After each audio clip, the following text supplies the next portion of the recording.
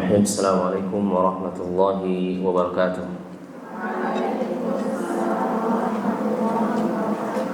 Alhamdulillah, wassalatu wassalamu ala Rasulillah wa ala alihi wa ashabihi wa tabi'in wa man tabi'ahum bi ihsanin ila yaumiddin. Amma ba'd. Kita masuk kepada bab selanjutnya, nasihat yang disampaikan oleh Al-Imam An-Nawawi rahimahullah. Faslun wa yanbaghi lil muallim an yatakhallaqa bil mahasin allati warada syar'u biha. Bab ini berkaitan dengan tentang pentingnya memiliki akhlak yang mulia bagi seorang pengajar. Kenapa demikian? Karena akhlak ini akan mencerminkan bagaimana dirinya, bagaimana siapa dirinya. Orang akan tahu dari kebiasaan-kebiasaannya. Dan seorang guru akan dicontoh oleh murid-muridnya. Seorang guru akan dicontoh oleh muridnya. Dan tidak hanya guru, bahkan teman pun seperti itu, ya. Dan hasilnya muridnya nanti ketika dia mendapatkan satu pelajaran, ketika dia mendapatkan kebiasaan-kebiasaan yang baik dari gurunya, maka nanti itu yang akan dia amalkan, dan itu yang akan dia praktekkan dalam kehidupan sehari-hari. Dan bahkan nanti mungkin muridnya akan menjadi guru, Tentu apa yang diajarkannya sesuai dengan apa yang dipelajarinya. Makanya ada istilah belajarlah kepada orang yang belajar, ya. Belajar kepada orang yang belajar. Artinya ketika seorang memiliki ilmu yang jelas, akhlak yang baik, maka ilmunya pantas untuk diambil dan dipertahankan, kemudian diajarkan kepada orang lain. Nah, ibaratkan sebuah rantai, jadi tidak terputus, ya. Nanti diajarkan lagi oleh muridnya, sampai nanti kapanpun ilmu yang dipelajari itu, terlebih-lebih ilmu itu ilmu yang sangat berfaedah, mempelajari, mengajarkan Al-Quran, makanya jangan sekali-sekali diremehkan, terutama mereka yang baru belajar Al-Quran, yang baru belajar Iqra pun misalnya.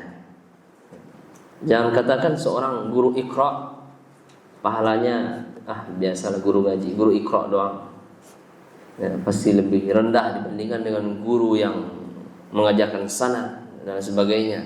Tidak seperti itu. Ilmu tidak melihat seperti itu.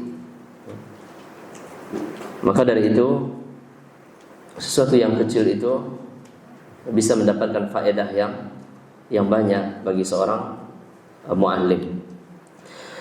Maka dari itu, di sini dikatakan ayatahallaqa bil mahasin allati warada syar'u biha, yang telah dijelaskan oleh syariat. Hendaknya memiliki akhlak yang baik, ya. Itu santri juga seperti itu. Santri yang mengajarkan temannya, yang bergaul dengan teman-temannya, hendaknya memiliki atau bergaul dengan akhlak yang baik. Wal khilalil hamidah wasyamil mardiyah allati arsyada ilaiha min az-zaharati fid dunya wat taqalluli minha. Maksudnya memiliki sifat terpuji, kemudian juga sifat-sifat yang baik yang diutamakan oleh Subhanahu wa taala, seperti apa? Zuhud. Zuhud terhadap dunia, tidak berlebihan. Kemudian ya boleh kita mengambil dunia, artinya mengharapkan sesuatu dari dunia, boleh, tapi jangan berlebihan. Mengambil sedikit daripadanya. Wa taqallul, kata Imam An-Nawawi. sedikit dari itu. Dan tidak mencintainya, tidak perlu mencintai dunia ini. Kemudian juga bagi seorang penghafal Quran ataupun yang mengajarkan Al-Quran, hendaknya memiliki sifat yang dermawan dan pemurah serta budi pekerti yang baik. Kemudian juga wa talaqatil wajhi min ghairi khuruji ila haddil khala'ah, dan juga memiliki wajah yang berseri-seri gitu kan. Jangan cemberut ya. Penghafal Quran, para penuntut ilmu yang mengajarkan Al-Quran, hendaknya dia memiliki wajah yang bagus. Jangan seperti orang marah terus ya. Seperti ada masalah terus. Baik ketika belajar maupun ketika mengajar. Jadi harus memperlihatkan wajah yang berseri-seri tanpa melampaui batas, tidak pula dibikin-bikin gitu kan. Ini hanya belajar ngaji doang, masya Allah persiapannya harus ini harus itu. Biasanya kan yang akhwat ya persiapannya sangat banyak gitu. Dan itu tidak berlebihan juga, tidak, hanya sekedarnya saja tanpa melampaui batas. Kemudian juga al-hilm was sabar ya, dan juga wara wal khusyu, penyantun ya, penyantun. Kemudian sabar ya, wal khusyu was sakinah wal waqari wat tawadu'. Kemudian tawadu' juga rendah hati. Nah, sabar ini sangat penting. Sabar sangat penting. Mungkin mengucapkannya mudah, tapi cobalah dipraktekkan sendiri-sendiri. Ketika target belum sampai, ketika halaqah belum selesai, belajar belum selesai, itu butuh kesabaran semuanya. Liburan belum datang, belum dijenguk, ya, makanan tiap hari tempe, enggak, insyaallah ya. Ya apa saja butuh kesabaran dimanapun antum berada, di pesantren manapun, ya. Belajar dimanapun, di kota suci sekalipun, di Mekah, Madinah. Oh, jangan dikira hidup di Arab Saudi itu gampang. Sebagian orang, oh enak ya belajar di luar negeri, enak ya di kota suci, enak ya di pondok di sana, belajar di sana, gitu kan. Jadi semuanya ada tantangan masing-masing, butuh kesabaran. Penuntut ilmu kalau nggak sabar nggak usah belajar, nggak bisa. Penuntut ilmu harus sabar. Coba antum bayangkan membaca kitab sebesar-besar ini,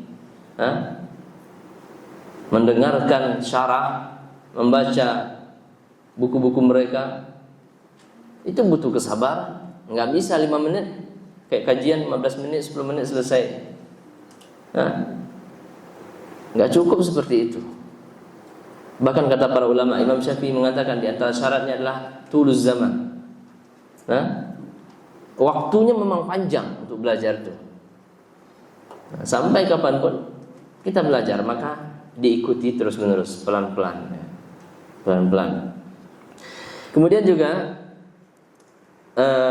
wajtinabu ad-dhahik wal iktsaru minal mazhi, dan juga menjauhi sifat tertawa, banyak tertawa atau bergurau. Tidak boleh berlebih-lebihan dalam bersenda gurau itu. Boleh bergurau, tertawa boleh, tertawa boleh, tapi tidak berlebih-lebihan sampai keluar kelihatan gigi, kelihatan geram semuanya apa. Nah, sekedarnya saja. Nah, maka inilah akhlaknya orang-orang yang belajar, orang-orang yang mengajarkan ilmu. Dia tidak berlebihan dalam segala sesuatu. Ketika ada sesuatu yang membuat tertawa misalnya, boleh tertawa tapi tidak berlebihan. Kemudian juga dikatakan di sini wa mulazamati wadhaif syar'iyyah, dan juga selalu menjaga hal-hal yang diperintahkan oleh syariat, katanzifi biizalatil awsakhi wasyu'uri, seperti membersihkan kuku, membersihkan, ini bagi laki-laki, membersihkan rambut dan lain sebagainya, wa tasrihil lihya, merapikan jenggot, wa izalatir rawahi al-kariha, dan juga menghilangkan bau badan, wal malabisi wal makruha wal yahdhar kull hadar min al hasad wal riya. Intinya hal-hal yang berkaitan dengan kebiasaan-kebiasaan diri, ya, baik laki-laki maupun perempuan, tidak hanya laki-laki, perempuan juga seperti itu. Hal-hal rasa-rasanya yang mengganggu orang lain, ya, maka itu dibersihkan, baik di sekitar tempat tidur kita, di kamar mandi, dimanapun itu kita berada, ya, baik yang berkaitan dengan diri kita sendiri, ya, maka itu diperhatikan. Kemudian juga menjauhi sifat hasad, riya. Nah, ini kan sudah pembahasan yang sering, yang berulang-ulang kali, seperti riya, di hasad, ujub, ya, dan yang sejenisnya. Kemudian terakhir, Al-Imam An-Nawawi mengatakan, wa yanbaghi ay yasta'mila al-hadits al-warida fi at-tasbih wa tahdid. Hendaknya bagi seseorang yang mengajarkan Al-Quran, hendaknya dia selalu memperhatikan hadis-hadis. Artinya sering berkecimpung, sering membaca hadis yang berkaitan dengan tasbih, kemudian tahlil, dan zikir-zikir wa nahwihi min al-adhkaril wa da'awat, dan zikir-zikir atau doa-doa yang lainnya. Wa ay yuraqiballaha ta'ala fi sirrihi wa alaniyatihi. Dan hendaknya dia merasa diawasi, ya, diawasi oleh Allah Subhanahu wa taala, dan memperhatikan keadaan-keadaan waktu-waktu yang baik ketika dia berdoa, berzikir kepada Allah Subhanahu wa taala, baik itu di kesunyian ataupun di luar daripada itu. Dan juga di sini dikatakan memelihara sikap, ya, dan hendaknya juga selalu bersandar kepada Allah Subhanahu wa taala dalam segala urusan, dalam hal apapun yang terjadi pada diri kita, maka disandarkan kepada Allah Subhanahu wa taala, ya. Apapun yang terjadi, maka dikembalikan kepada Allah Subhanahu wa ta'ala, minta tolong kepadanya, baik dalam keadaan sulit, keadaan lapang, ya. Belajar terkadang ada sulit, ada susah, itu biasa. Nah, mungkin Allah menginginkan kita untuk selalu berdoa kepadanya, memohon kepadanya, walaupun belum dikabulkan doa itu.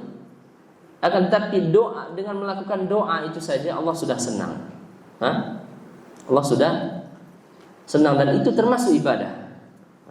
Maka dikatakan dalam hadis ad-du'a'u ibadah. Doa adalah ibadah, berdoa saja itu ibadah. Belum dikabulkan, apalagi dikabulkan, kan seperti itu. Nah, mungkin inilah akhlak yang terpuji, ya, akhlak yang baik yang perlu dimiliki baik seorang guru ataupun yang mempelajarinya, walaupun yang belajar dengan gurunya, dan juga menjauhi hal-hal yang tadi kita sampaikan, hal-hal yang berkaitan dengan kebiasaan adab-adab syar'iyyah, ya, membersihkan diri, membersihkan lingkungan dan lain sebagainya, ya. Baik, mudah-mudahan bermanfaat. Itu saja. Naktafi bi kafaratul majlis. Subhanakallahumma wa bihamdika asyhadu an la ilaha illa anta astaghfiruka wa atubu ilaik. Assalamualaikum warahmatullahi wabarakatuh.